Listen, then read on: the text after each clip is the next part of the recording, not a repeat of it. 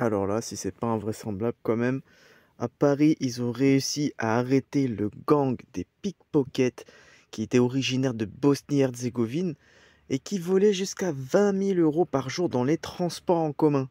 Non mais c'est pas incroyable ça à Paris? Alors là, c'est juste un sentiment d'insécurité. Alors t'imagines, 20 000 €, faut le faire hein, par jour, hein. Donc 20 000 €, admettons, c'est un gang, donc ils sont 10, admettons, et ben 10, c'est qu'ils faisaient minimum 2 000 € par personne, chacun. Tu vois, si, s'ils sont 10. Donc tu fais 10 fois 2000, ça fait 20 000. Bref, c'est incroyable quand même. Attends, on va regarder l'article. Donc, alors, grand ménage à l'approche des Jeux Olympiques de Paris 2024. 6 hommes, ah oui, d'accord, ils sont 6. 6 hommes et femmes âgés de 25 à 50 ans. Donc, alors, ces mecs, alors, moi je parle de 10 personnes qui se faisaient 2 000 €. Alors, s'ils sont que 5 ou 6, bah, automatiquement, ça veut dire que s'ils sont 5, ils ne sont pas 2000, ils sont 4000 par jour. Le mec qui vole, le voleur là, il se fait 4000 € par jour en détroussant les touristes, les passagers, tout ce que tu veux. Ça paye bien, hein, tiens. Franchement, ça paye super bien. Incroyable. Alors, donc 6 hommes et femmes âgées de 23 à 50 ans, membres de la communauté des gens du voyage sédentarisés. Ah bah voyons, tiens, tiens, comme par hasard. Eh, bah voilà. Donc, c'est des Kevin et Matteo, quoi, en gros, hein. Bon, ils ont été mis en examen jeudi 28 mars à Paris pour vol en bande organisée, escroquerie, traite des êtres humains et blanchiment, avant d'être incarcérés.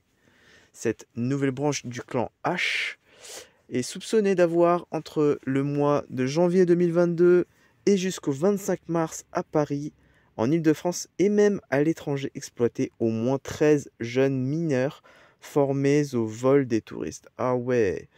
Alors là, en fait, ils font de l'élevage carrément, de l'élevage de voleurs. Donc oui, ils les prennent au berceau, ils leur apprennent, au lieu de leur apprendre des choses utiles à la société, hein, bah, on va leur apprendre à voler, à se faire 4. En même temps, tu me diras, c'est archi rentable, hein. Car pour se faire quand même un 4 000 balles par jour, là, c'est fort, hein. Tain, tu me diras: «Oui, ça paye beaucoup plus, que si tu étais au SMIC, tu gagnes 75 € net par jour». Bon, je peux en quelque sorte, plus ou moins comprendre, même si bon, bref.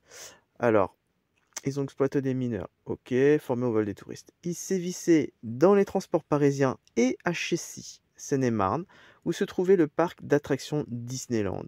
À Chessy, RER A, vous savez. Alors déjà en juin 2023, une précédente équipe dirigée par un ancien avait été démantelée. Ah oui, alors là, c'est un gang, tu lui coupes la tête, t'en as deux qui repoussent.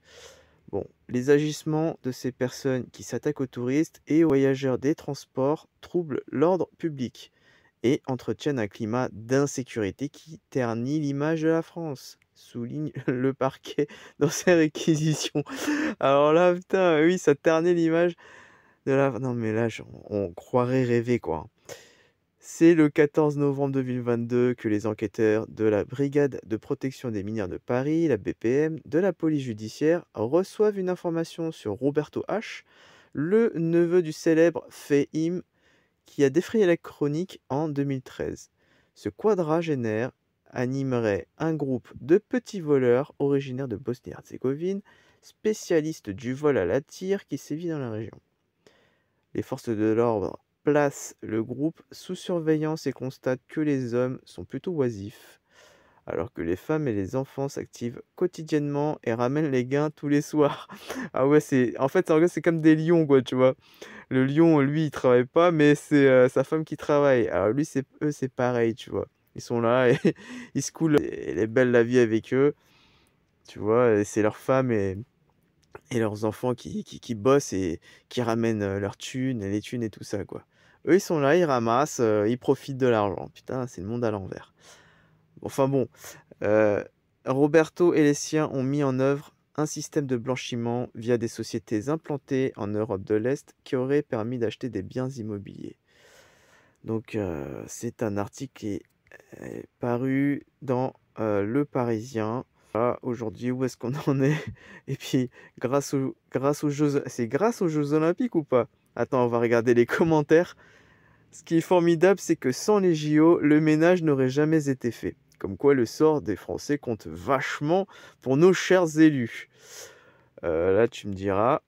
Donc, il aurait été tout à fait possible de le faire bien avant les JO, comme virer un imam radical. Bon, pareil. Que doit-on comprendre sinon que l'État pourrait faire régner l'ordre et protéger les Français, mais qu'il ne le veut pas? Ah oui, là, alors là, les flics qui se sortent les doigts du cul quand vient la grand-messe de JO et son déferlement de pognon.